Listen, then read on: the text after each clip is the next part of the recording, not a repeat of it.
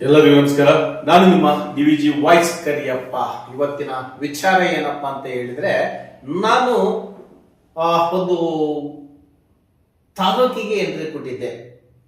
ಬಹಳ ದಿನಗಳಿಂದ, ಬಹಳ ವರ್ಷಗಳಿಂದ ಅಂತ ಹೇಳಿದ್ರು ತಪ್ಪಾಗ್ಲಾರ್ದು. ಶಾಮನೂರಿಂದ ಮುಂದೆ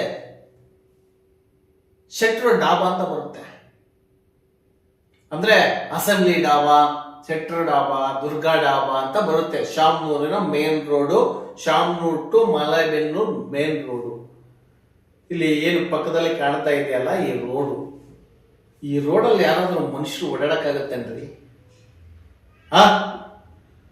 ಇದು ದಾವಣಗೆರೆ ತಾಲೂಕಿಗೆ ಸೇರಲ್ಲ. ಯಾಕೆ ಅಂತ ಹೇಳಿದ್ರೆ, ದಾವಣಗೆರೆ ತಾಲೂಕಿಗೆ ಎಲ್ಲಿವರೆಗೂ ಸೇರುತ್ತೆ ಅಲ್ಲಿವರೆಗೂ ರೋಡ್ ಆಗಿದೆ.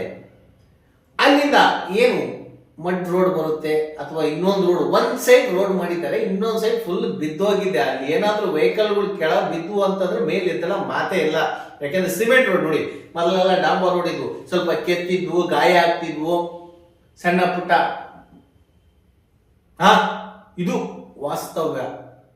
ಅದರಲ್ಲಿ ಸುಮಾರು ಆಕ್ಸಿಡೆಂಟ್ಗಳು ಸಹ ಆಗಿದ್ದಾವೆ. ಬಹಳ ಜನ ಬಿದ್ದಿದ್ದಾರೆ.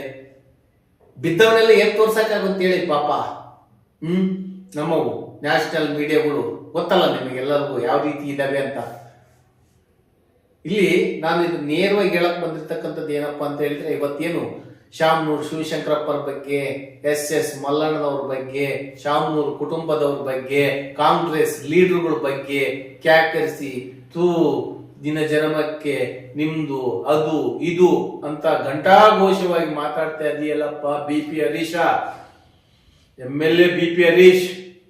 ಜಿಲ್ಲಾಧಿಕಾರಿಗಳಿಗೂ ಮರ್ಯಾದೆ ಕೊಡಲ್ಲ, ತಾಲೂಕ್ ಅಧಿಕಾರಿಗಳಿಗೂ ಮರ್ಯಾದೆ ಕೊಡ್ತಾ ಇಲ್ಲ,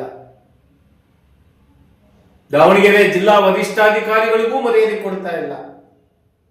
ಎಲ್ಲಾ ಸೇಲ್ ಆಗ್ಬಿಟ್ಟಿದ್ದಾರೆ ಅಥವಾ ಎಲ್ಲಾ ಈ MP ಗಳು, ಈ ಉಸ್ತುವಾರಿಗಳು ಹೇಳ್ದಂಗೆ ಕೇಳ್ಕೊಂಡು ಹೋಗ್ತಾ ಇದ್ದಾರೆ ಅಂತಂದು ಹೇಳ್ತಾ ಇದೆಯಾ.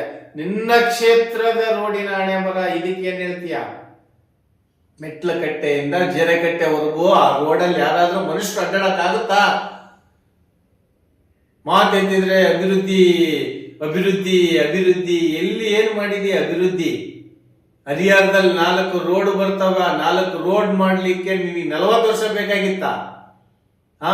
ಇನ್ನೂ ವರ್ಕ್ ನಡೀತಾ ಇದೆ. ಅದು ಮಲೆಬೆನ್ನೂರ್ದು, ಈ ಕಡೆ ತುಂಗಭದ್ರಾ ಡ್ಯಾಮ್ದು, ಈ ಕಡೆ ಹರಪನಹಳ್ಳಿದು, ಸ್ಟೇಷನ್ ಮುಂದೆದು, ಆ ಸರ್ಕಲ್ದು ಇನ್ನೂ ವರ್ಕ್ ನಡೀತಾ ಇದೆ. ಇವೆಲ್ಲ ಇನ್ನೂ ಬೇಕಾಗಿತ್ತ ನಿನಗೆ?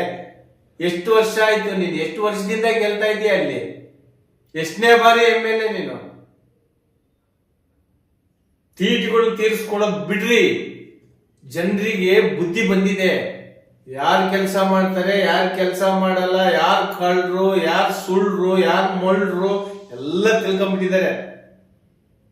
ನಿಮ್ಮ ರಾಜಕೀಯದ ಬೇಳೆ ಬೇಯಿಸ್ಕೊಳಕ್ಕೆ ನೀವು ಅವ್ರಿಗೆ ಬೈಯೋದು, ಅವ್ರು ನಿಮಗೆ ಬೈಯೋದು, ಅವನ್ನೆಲ್ಲ ಬಿಟ್ಟು ನಿಮ್ಮ ವಾಸ್ತವ್ಯ ಏನಿದೆ ವಾಸ್ತವವನ್ನ ತಿಳಿಸಿ ಕೆಲಸ ಮಾಡಿ. ಕಳ್ಳ ಕದೀಮರು ದಾವಣಗೆರೆಗಿಂತ ಜಾಸ್ತಿ ಹರಿಹರದಲ್ಲೇ, ನಿನ್ನ ಕ್ಷೇತ್ರದಲ್ಲೇ ಇದ್ದಾರೆ. ನೋಡ್ಕೋ. ಅದು ಬಿಟ್ಬಿಟ್ಟು ಇಲ್ಲಿ ಅಲ್ಲಾಡ್ಸಕ್ ಬರಬೇಡಿ. ನೀವು ಮಾಡ್ತಾ ಇರ್ತಕ್ಕಂಥ ಕೆಲಸ 4 ಜನಕ್ಕೆ ಮಾದರಿಯಾಗಿರ್ಬೇಕು.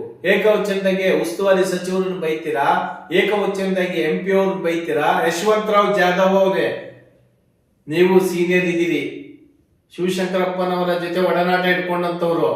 SS ಮಲ್ಲಿಕಾರ್ಜುನ್ ಅವರಿಗೆ ಯಾವ ರೀತಿ ಮಾತಾಡಬೇಕೋ ಮಾತಾಡಿ. ಮಾಜಿ ಆದ್ರೆ ನೀವು ಏನಾರ ಮಾಡ್ಕೊಳ್ರಿ ಸ್ವಾಮಿ. ಆಡಳಿತದಲ್ಲಿ ಇದ್ದಾರಲ್ಲ, ಅದಕ್ಕಾದ್ರೂ ರೆಸ್ಪೆಕ್ಟ್ ಕೊಡಿ.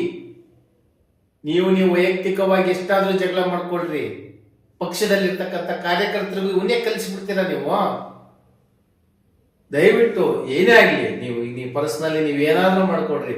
ನೀವು ಒಂದು ಪ್ರೆಸ್ ಕ್ಲಬ್ ಅಲ್ಲಿ ಕುತ್ಕೊಂಡು, ಒಂದು ಸಾಮಾಜಿಕ ಜಾಲತಾಣದಲ್ಲಿ ಕುತ್ಕೊಂಡು ಮಾತನಾಡಬೇಕು ಅಂತ ಹೇಳಿದ್ರೆ ಅದಕ್ಕೆ ಅದರದೇ ಆದ ಒಂದು ರೆಸ್ಪೆಕ್ಟ್ ಇರುತ್ತೆ. ಆ ರೆಸ್ಪೆಕ್ಟ್ ಉಳಿಸ್ಕೊಳ್ರಿ ಅಂತ ಹೇಳ್ತಾ, BP ಹರೀಶ್ ಅವರು ಏನು ಮೆಟ್ಲಕಟ್ಟೆಯಿಂದ ಜೆರೆಕಟ್ಟಿಗೆ ಹೋಗುವಂತ ರೋಡನ್ನ ಆದಷ್ಟು ಬೇಗ ರೆಡಿ ಮಾಡಿ, ಇಲ್ಲಾಂದ್ರೆ ಆ ರೋಡ್ನೇ ಹೋಗೋರ್ನೆಲ್ಲ ಬೊಂಬು ಅದೇನೋ ಹೇಳ್ತಾರಲ್ಲ ಅದರಲ್ಲಿ ಪಯಣ ಮಾಡಿಸ್ಬೇಕಾಗುತ್ತೆ ಅಂತ ಹೇಳ್ತಾ ಇವತ್ತಿನ ಈ ಒಂದು episode Harihar MLA BP Harish ಅವರಿಗೆ ಅಂತ ಹೇಳ್ತಾ, ಇದು ನಿಮ್ಮದೇ ಧ್ವನಿ, ನಿಮ್ಮದೇ ಶಕ್ತಿ, ಎಂದೆಂದಿಗೂ ನಿಮ್ಮೊಂದಿಗೆ. ನಮಸ್ಕಾರ.